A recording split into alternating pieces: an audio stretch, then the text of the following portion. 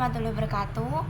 Perkenalkan, saya Anggita Dimardika dengan NIM 2023-11259 dari kelas Manajemen 1F, Fakultas Ekonomi dan Bisnis, Program Studi Manajemen Universitas Muria Kudus. Dalam video ini saya akan menyampaikan materi tentang Islam dan iptek, yaitu mengenai permasalahan rekayasa genetika tanaman pangan dalam pandangan Islam.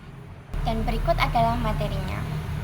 Islam dan iptek, rekayasa genetika tanaman pangan dalam pandangan Islam. Mengenal genetically modified organism atau GMO.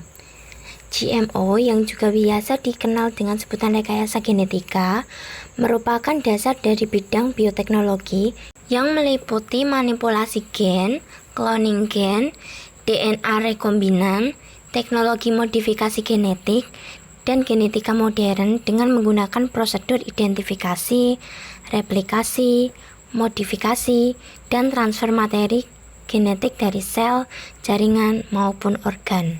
Teknologi ini memanfaatkan subjek hidup untuk memperoleh aneka organisme dengan susunan gen baru atau bisa disebut dengan teknologi rekombinasi DNA.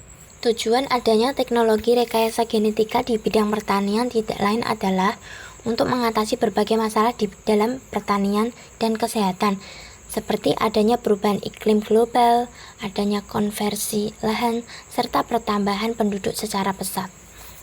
Adapun manfaat dari teknologi rekayasa genetika pada tanaman pangan antara lain adalah 1. Tanaman menjadi lebih produktif. Yang kedua, mempunyai sifat baru dan unggul, misalnya ketahanan terhadap serangga, hama, herbisida, atau cekaman abiotik. Yang ketiga, lebih efisien menggunakan sumber daya alam. Yang keempat, toleran terhadap lingkungan yang kurang menguntungkan. Yang kelima, lebih bermutu sebagai pangan, serta lebih mudah beradaptasi dengan iklim. Rekayasa genetika mempunyai dampak positif dan juga negatif. Dampak positif tanaman yang mampu memproduksi zat yang dapat memberantas gulma adalah mengurangi biaya karena tidak perlu membeli herbisida yang harganya relatif mahal bagi petani. Sedangkan dampak negatifnya adalah peristiwa penyerbukan silang diduga dapat menyebabkan transfer gen yang tidak disengaja. GMO telah mengundang pro dan kontra di tengah-tengah kehidupan masyarakat dunia. Dikatakan bahwa dengan penerapan teknologi rekayasa genetika di bidang pertanian akan berdampak buruk bagi kesehatan masyarakat. Faktor dampak yang ditimbulkan GMO baik positif dan negatif inilah yang menyebabkan kontroversial di tengah-tengah masyarakat.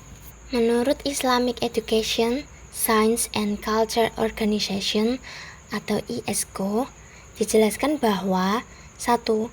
Islam adalah agama pengetahuan dan sains yang tidak membatasi pelaksanaan penelitian ilmiah yang membangun.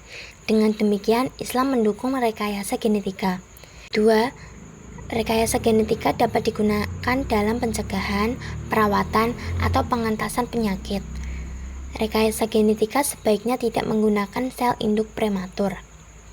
Yang ketiga, rekayasa genetika tidak boleh digunakan untuk tujuan jahat atau menyinggung atau menyilang gen.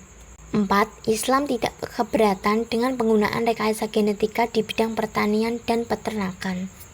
Menurut Halal Food Council International, makanan halal berarti makanan yang diizinkan berdasarkan hukum Islam dan harus memenuhi persyaratan sebagai berikut. 1.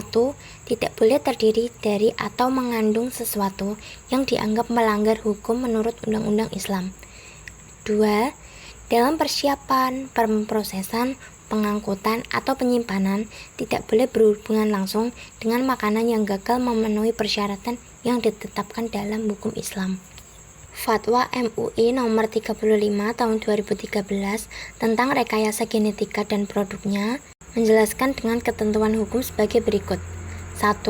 Melakukan rekayasa genetika terhadap hewan, tumbuh-tumbuhan, dan mikroba adalah mubah atau boleh, dengan syarat dilakukan dengan kemaslahatan atau bermanfaat dan tidak membahayakan, serta tidak menggunakan gen atau bagian lain yang berasal dari tubuh manusia. 2. Tumbuh-tumbuhan hasil rekayasa genetika adalah halal dan boleh digunakan dengan syarat bermanfaat dan tidak membahayakan. 3.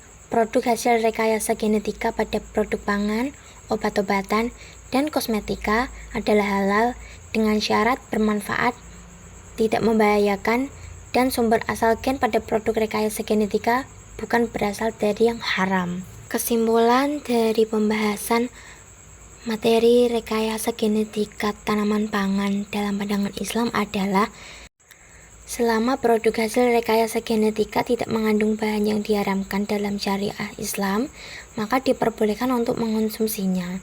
Karena dengan mengonsumsi makanan yang halal dan thayyib atau baik, maka akal, jiwa, dan raga manusia akan senantiasa terjaga sehingga amal ibadah yang dilakukan bisa optimal dan diterima oleh Allah Subhanahu wa Ta'ala.